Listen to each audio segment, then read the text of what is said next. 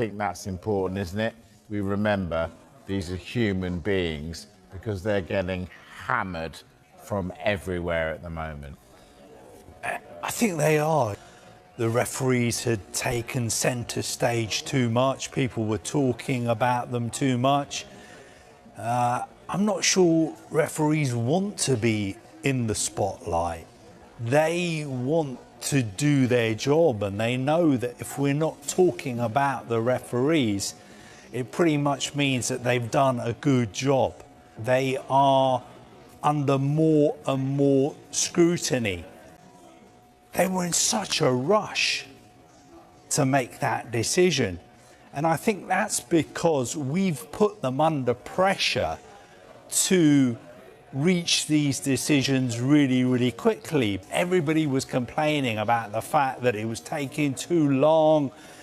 It was ridiculous. The people in the stadiums didn't know what was going on either. So I think that's why they've tried to speed up the decision-making process. If you do anything at that speed, if you do anything that's complicated and so many people are watching and depending on your decision-making, mistakes are going to be made. And I think it's really important what we saw at the end of that clip as well. The protocols are going to change. Lessons will be learned. And I know you said that a lot of people are hammering the officials, saying is, look, obviously a mistake was made. And in footballing terms, it was a serious, significant mistake. What we want to do is make sure that this doesn't happen again. Last night's UEFA Champions League quarter-final first leg between Arsenal and Sporting CP should have been remembered as a thrilling tactical battle suddenly blown apart by a spontaneous, electric team goal.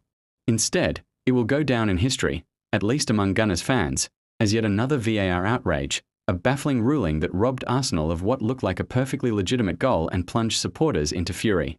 Sporting's Jose Alvalade Stadium was tense throughout, with chances at a premium and both sides struggling to break deadlock. Arsenal thought they had finally done it when Martin Zubimendi appeared to find the top corner with an immaculate strike midway through the second half. The stadium erupted, players celebrated, and the scoreboard lit up. But the celebration was heartbreakingly brief. After a lengthy VAR check, the goal was ruled out for offside in the build-up involving Victor Gyökeres, and the officials waved it away. From the moment the offside flag went up, Arsenal fans sensed déjà vu. That sickening feeling that football's most controversial technological tool had once again intervened not to correct an obvious error, but to create confusion, frustration, and widespread outrage. This wasn't just about one disallowed goal, it was about the larger narrative that many supporters feel, that VAR has drifted far from its original purpose of simplifying contentious decisions and is now actively complicating them. Social media exploded instantly. Thousands of Arsenal fans took to Twitter, Reddit, and TikTok to vent their anger, arguing that the offside line was so marginal it might as well have been invisible, and that the spirit of the game was thrown out the window in pursuit of pixel-perfect officiating. It's daylight robbery, read one viral fan post.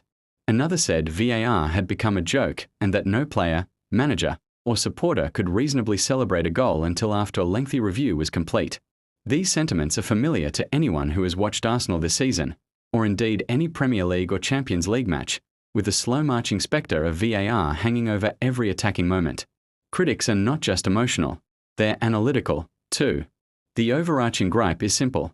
VAR is too intrusive and too punitive, particularly in offside scenarios where replays are scrutinized frame by frame until even the smallest studio margin can be weaponized to erase a goal.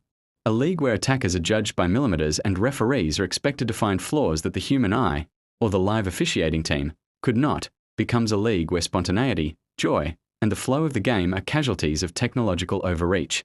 To many Arsenal supporters, this latest incident isn't an isolated event but the latest chapter in an increasingly frustrating saga.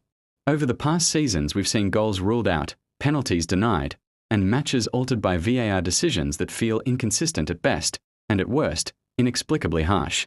These calls are often defended by VAR officials as correct per letter of the law, but fans see a glaring disconnect between what is legal and what feels just. That disconnect is what breeds resentment. and it has only been amplified by a system that too often feels colder, more clinical, and less respectful of the game's human element. Yet in spite of all this controversy, Arsenal showed incredible resilience.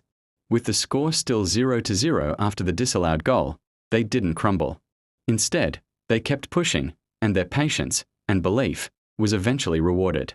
Enter Kai Havertz, who in the first minute of added time tucked home a composed finish from a Gabriel Martinelli assist, giving Arsenal a precious 1-0 lead to take into the second leg. It was vintage Champions League drama, late, improbable, and just when you thought all hope was lost. That goal, while euphoric, does not erase the bitter aftertaste left by the earlier decision.